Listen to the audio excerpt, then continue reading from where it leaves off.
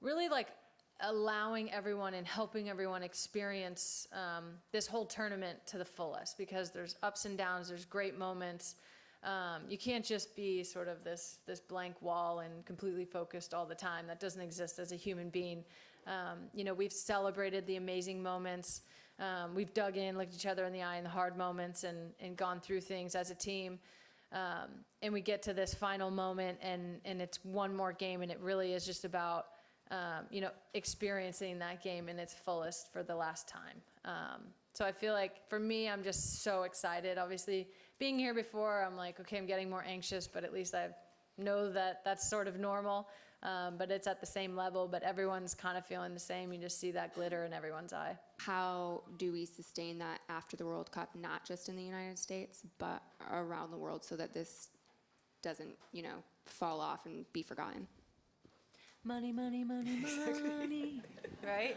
I mean, money from FIFA, money from federations, money from advertisers, sponsors, you know, rights holders, TV, all of that. And obviously not just, you know, blindly throwing cash at things, but, you know, investing in infrastructure, in, you know, training programs or academies for women, in coaching for women, in all of it. I don't think you sort of get to the point of having an incredible business by running it, you know, on a budget that's $1 more than it was last year. You have to make big upfront investments and really bet on the future. I think that the women's game has proved time and time again, World Cup after World Cup, year after year, that we're worthy of the investment, and that I think the, you know, the quality on the field and the product on the field is there, and we just need that sort of business step to be in line with all of the steps that we're making on the field in terms of performance. So for me, I always say that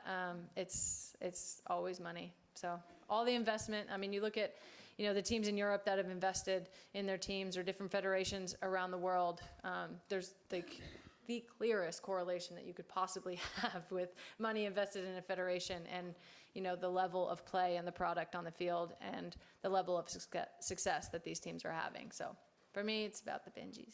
Do you feel enough respected? No, of course not.